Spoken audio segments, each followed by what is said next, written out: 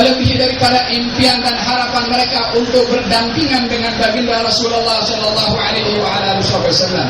Thauban, salah seorang sahabat Nabi yang datang dalam keadaan pucat dan bertanya kepada baginda Rasulullah, "Ya Rasulullah, aku ingat setelah ditanya oleh Nabi, wahai Thauban, kenapa engkau nampak pucat?"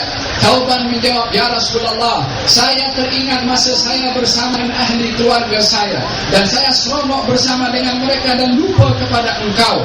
Ya Rasulullah, saya teringat satu masa nanti bila mana hari kiamat berlaku dan saya diizinkan oleh Allah Subhanahu wa taala masuk ke dalam syurga, maka saya akan berada di syurga di bawah syurga engkau sehingga saya tidak berjumpa dengan engkau.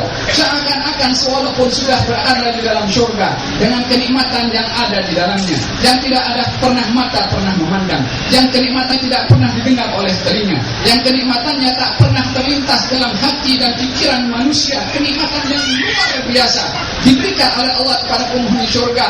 Bagi seorang pencinta kepada Rasul seperti Thauban, masih impiannya adalah ingin berdampingan dengan Rasulullah, seakan-akan keinginannya berdampingan dengan Rasulullah mengalahkan kepada segala kenikmatan yang disediakan oleh Allah Subhanahu wa taala di dalam syurga. Maka baginda berdiam sejenak, turun firman Allah Subhanahu wa taala, "Wa man yuti'illaha war rasula fa ulaika ma'al ladzina an'ama Allahu 'alaihim minan nabiyyin was-siddiqin wasyuhada'i was-shalihin." Barang siapa yang taat kepada Allah dan Rasulnya, maka mereka akan dihimpunkan bersama orang-orang yang diberi nikmat oleh Allah daripada para nabi, para siddiqin, para syuhada dan para salihin. Barulah itu Thauban gembira dan nampak ceria karena mendapatkan berita gembira daripada Rasulullah, bukan karena syurganya tetapi karena ingin berdampingan dengan Nabi Muhammad sallallahu alaihi wasallam.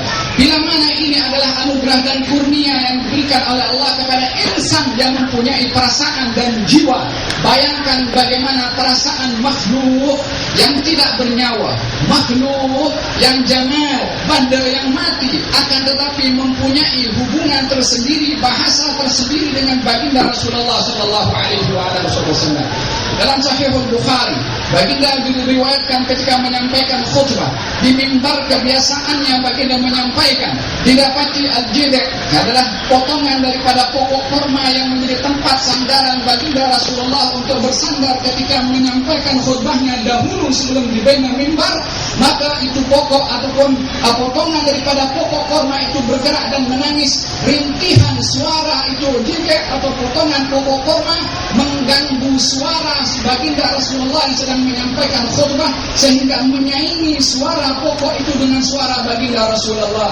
Suara penyampaian baginda Rasulullah kurang didengar oleh para ashab sebab suara tangisan pokok itu semakin kuat sementara dibiarkan oleh baginda Rasulullah pada waktu itu. Maka baginda memutuskan khutbahnya, turun daripada mimbarnya, menghampiri kepada potongan kurma itu yang sedang menangis, didapati meletakkan mulutnya, lalu kemudian meletakkan telinganya. Begitu berkali-kali kata para sahabat, saya boleh bayangkan bagaimana sikap baginda Rasulullah kepada potongan pokok kurma itu, umpama seorang ibu yang sedang menepuk kepada anaknya yang sedang menangis agar supaya berdiam sedikit demi sedikit. Demikian yang dilakukan oleh baginda Rasulullah, berdialog dengan pokok kurma yang sedang menangis sehingga habis tangisan pokok kurma itu. Baginda terus menyambut khutbahnya dan memberitahukan pokok kurma itu adalah tidak sabar berjauhan dengan sentuhan aku. Dia ingin disentuh selalu oleh aku. Aku bagi pilihan kepada dia untuk aku jadikan dia pokok kurma dengan buah sepanjang zaman sampai hari kiamat, ataupun menjadi pokok kurma di surga. Dia memilih untuk menjadi pokok kurma di surga. Kenapa ingin menjadi pokok kurma di surga? Adakah karena ingin buahnya berbuah sahaja? Ingin mendampingi kepada Rasulullah sallallahu alaihi wasallam. Kata Sayyidina Hasan Al-Basri mengatakan, ayuhan nas, wahai manusia, ini pokok kurma mempunyai perasaan sedemikian. Bagaimana kamu yang diberikan anugerah oleh Allah perasaan, tidakkah kamu mempunyai perasaan sentuhan khusus kepada Nabi Muhammad sallallahu alaihi wa ala alihi wa sahbihi wasallam? Barang siapa orang yang cinta kepada orang lain aktsara min dzikrih, adalah banyak untuk menyebut namanya. Kita mengaku cinta kepada Rasulullah, berselawat kepada baginda Rasulullah. Yang satu selawat kita sampaikan kepada baginda Rasulullah dibalas oleh Allah dengan 10 selawat rahmat dari Allah Subhanahu wa taala.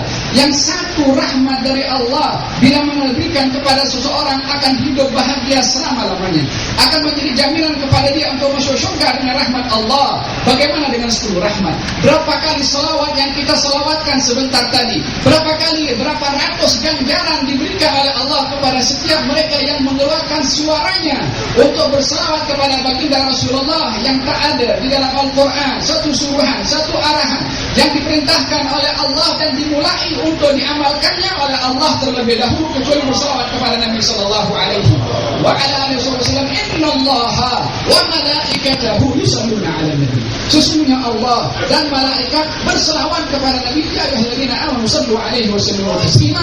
Baru disuruh manusia untuk berselawat kepada baginda Rasulullah sallallahu alaihi wa ala alihi wasallam. Kita berada pada malam cinta Rasul.